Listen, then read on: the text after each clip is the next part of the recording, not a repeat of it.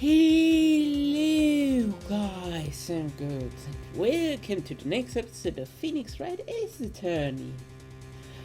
I hope you enjoyed so far because I think we're really close to the end.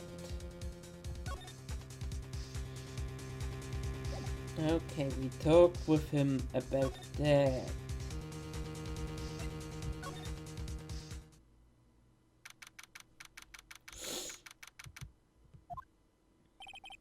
What's this? I was hoping you'd gotten my message the first time. Edgeworth, what about your defense?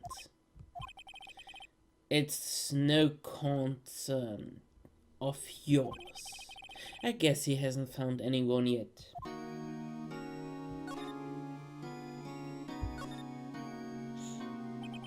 Can I ask you about the mirror? Right. I ask you again, just leave me alone. Please try to understand. I'm not doing this to prove I'm tough or because I look down on you. I just don't want anywhere near this case, understand? Why did you go to the Ground Lake? I have no intention of telling you. Nor apparently would you tell Detective Gumshoe. Detective Gumshoe was really worried about you.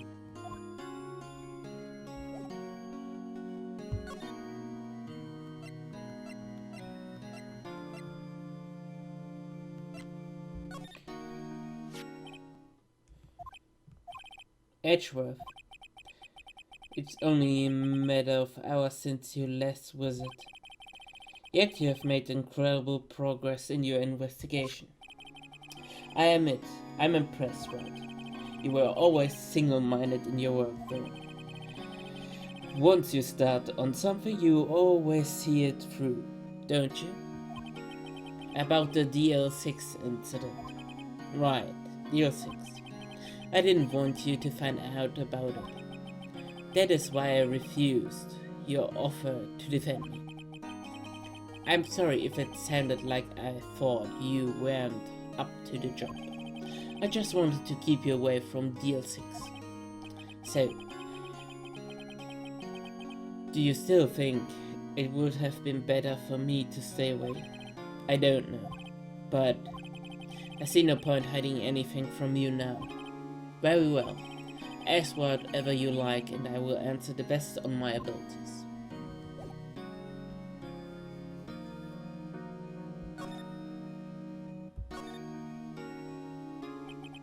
The DL6 incident was when my father died. Right before my eyes. He was shot and killed and I saw it all.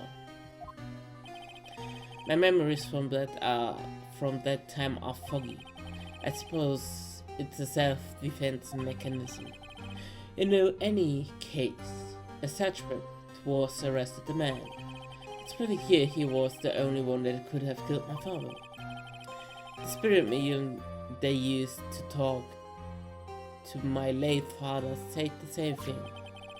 It was an attorney by the name of Robert Hammond that cleared the suspect's name.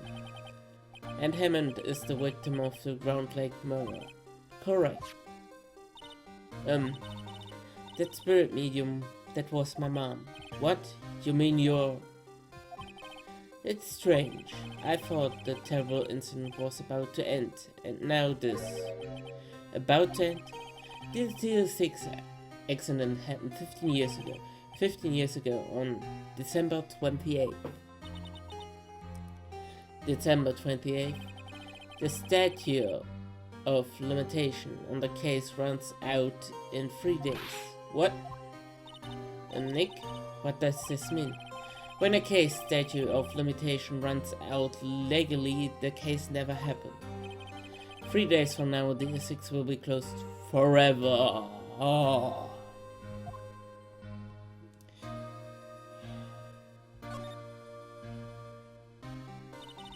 What happened to the suspect, the one who got off innocent? I don't know. He disappeared from public view. Nobody knows where to. If he's still alive, he'd be around. He will be about 50 years old now. I guess I can understand why he'd go into hiding. It'd be hard to live a normal life after being a murderer suspect in such a big case. Your father. Was your father a lawyer? He was. Gregory Edgeworth. He was quite famous at the time, apparently. So you were sort of trying to follow in his footsteps? I'd rather not talk about it.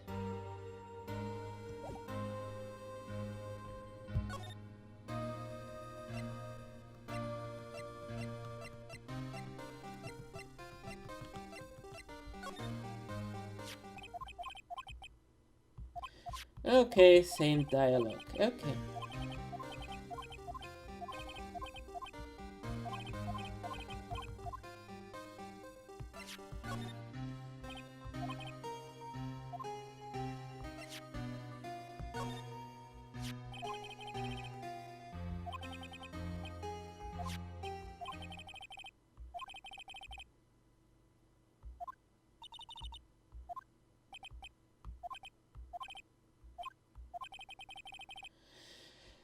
Oh, I found the right thing to get the defense. Yes, will you? Of course we will. Who could have guessed this day would come? Not me. This is my chance to finally pay you back. Pay him back? Pay me back? For what? I don't remember ever doing anything for you. Never mind, I guess you don't really need to know. My letter of request, please give it to Detective Gamshaw. Well, I guess we should. What's that? An earthquake? It's a big one. What? It's coming down. Ew, that was scary. Huh? Where's Edward? There. He's on the floor in a ball shivering. Guess he don't do well with earthquakes.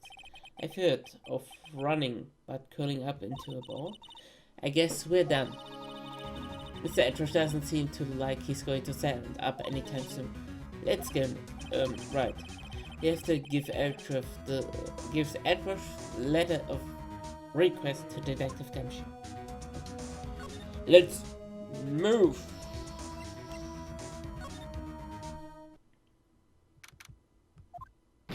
Wait a moment. Do you see that on the right side behind Gamshaw? Is that a fusion between Pikachu and Sonic?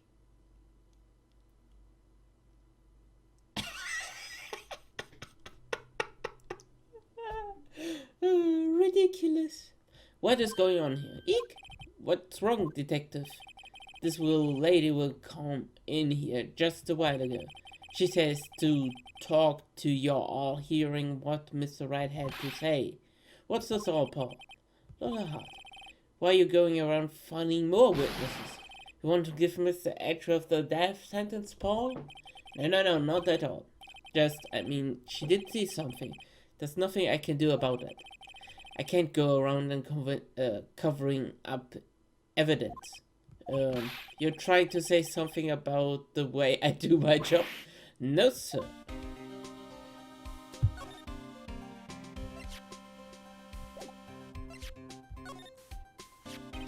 Look what I got.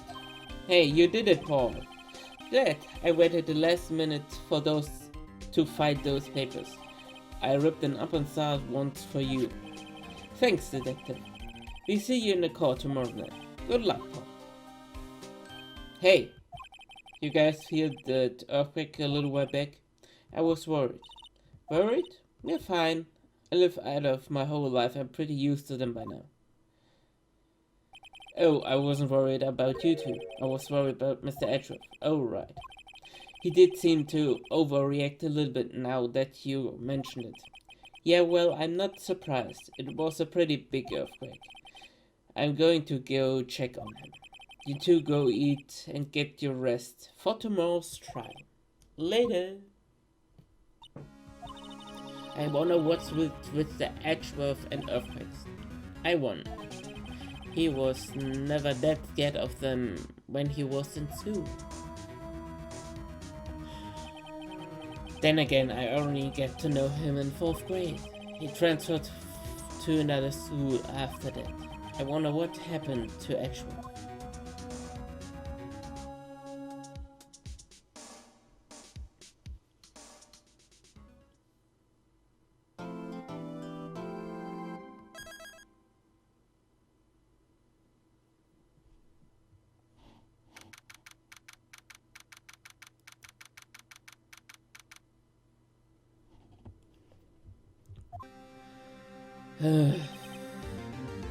Karma? That's right, Manfred von Karma. He's the best prosecutor there is.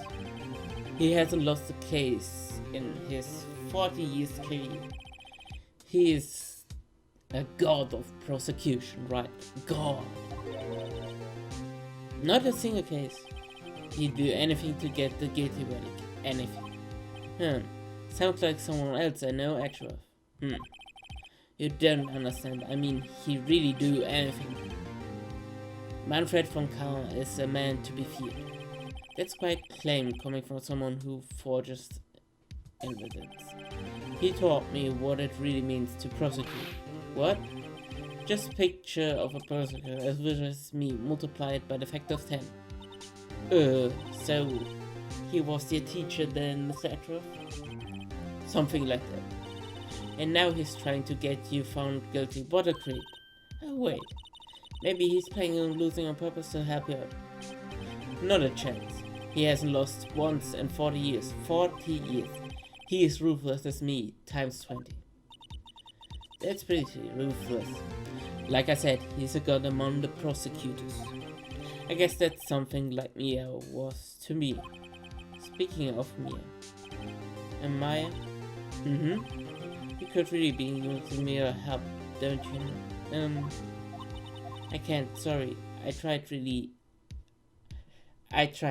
really tried, but I couldn't reach. You couldn't reach? I think it's because I haven't been training. My powers are weak again. Oh man, what a bad time. I'm really sorry. I try my best. I hope so. What are you whispering about? Oh, it's nothing. Well, it's time. Let's head in. And I know that Manfred von Karma should represent a German, but there aren't really many von left in Germany.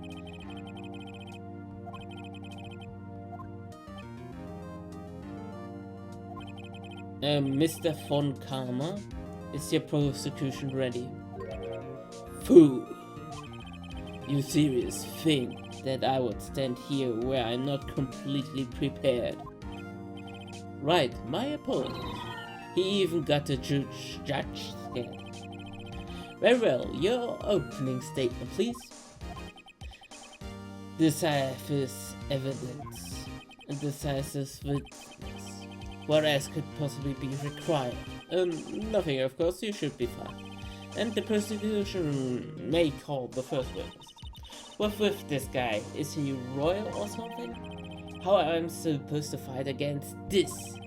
I called the detective in charge of this case, Detective Dick Gumshoe. Okay, Gumshoe first. Let's see how this goes. Describe the incident now. Yes, sir. Detective Gumshoe looks nervous. Please take a look at the map. The murder happened late Christmas Eve around midnight. There was one boat in the very middle of the lake. There was 2 men on that boat. Now, there happened to be a woman camping here on the edge of the lake. At 12:10 AM, she had 2 pistol shots. Then the boat starts to move. It went towards the boat rental shop. Overhead map added to the court record. Testify the court about the arrest now. Wait. Mr. von Karma, yes? Actually, I'm the one who's supposed to be handling these proceedings. Wrong. There's only one thing you need to do here. You will slam down your gravel and say the word guilty. That's your role. Yes, of course. You're quite right. No, he's not!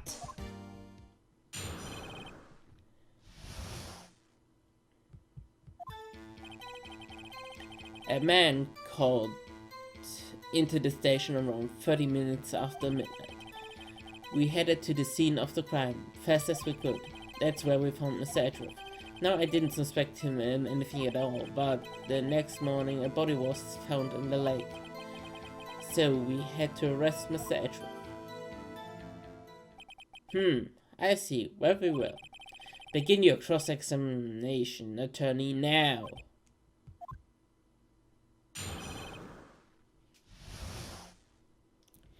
Wow, he's a big douche.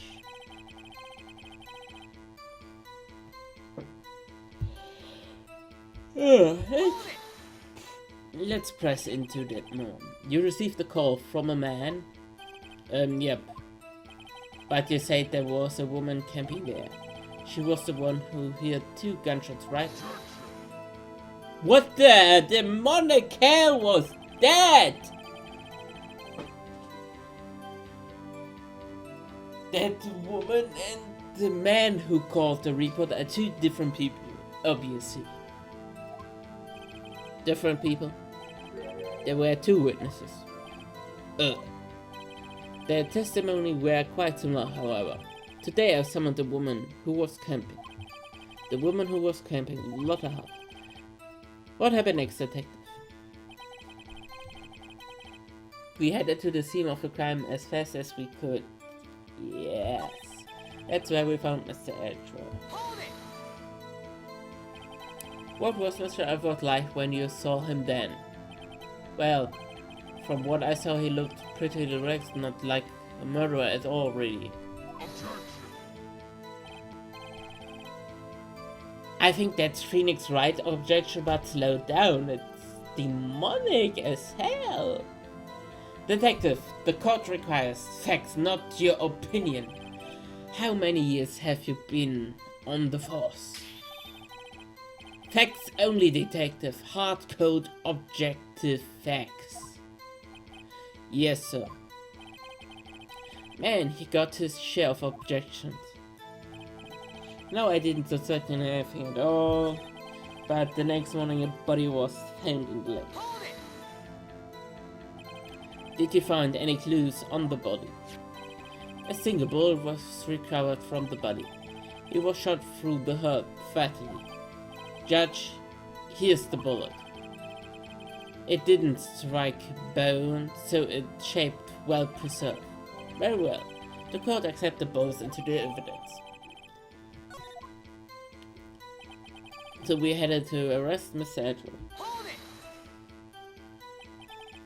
Why is that? Well, we found the murder weapon on the boat.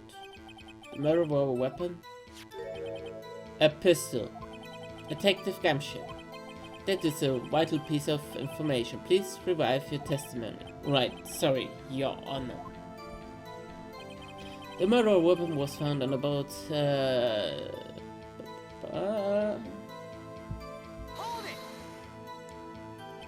What about the person made it decisive evidence? Ack. Here's some same evil laugh as actual. There was fingerprints on the pistol found in that boat. They were clear prints from Mr. Edgeworth's right hand. What? Order. So much ever fingerprints were found on the murder weapon? Yes, Your Honor. Judge, this is the weapon in question. Accepted into the evidence. The member of the court, we now have the pistol used in the murder and the bullets found in the body. Detective, yes sir. Was the bullet found in the body fired from this pistol? Yes, the ballistic remarks on that bullet matched the pistol. Hey Nick, what does he mean ballistic markings? Shocking to imagine someone here does not know Something as basic as ballistic markings. Nick, he's glaring at me. So, very well, I explain. Actually, Judge, you do it. Me? Ballistic markings are like the fingerprints of a gun. The barrel leaves distinctive marks on each bullet in its fire. You can examine these ballistic fingerprints to see which gun fired the shot. It's quite accurate. Indeed. This leads to one inevitable conclusion. The bullet found in the victim's heart was without a doubt from this pistol. The pistol which, as you may recall, was covered with the defendant's own fingerprints. Although, this is bad. This makes it look like atrocity. Well, Judge, I said an almost decisive yes. Honestly, I could declare the victim verdict at this point. However, you wish to hear the witness speak, no doubt. Very well. I'm somewhat fatigued, and so I will take a brief break. I will call my witness after the recess, which will last 10 minutes. Judge, yes? What are you doing a 10-minute recess now? But wait, just bang your flimsy gravel and get on with it, man. Yes. Wow. Unbelievable.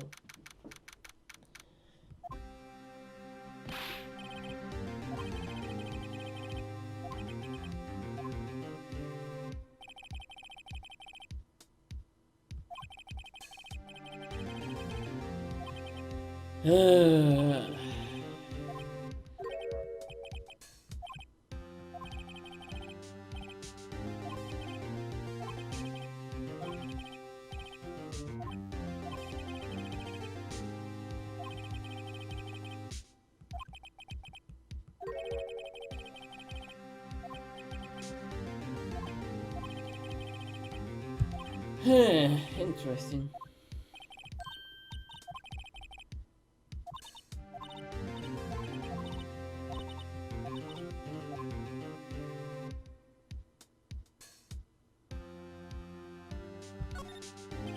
I can't be mean. I can't be mean. And sorry if I don't read that text out, I have a little bit of problem today with my voice.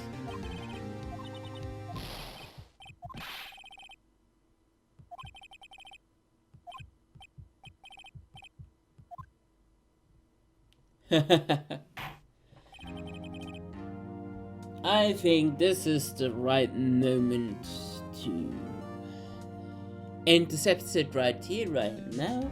I hope you enjoyed it. See you next time. Bye.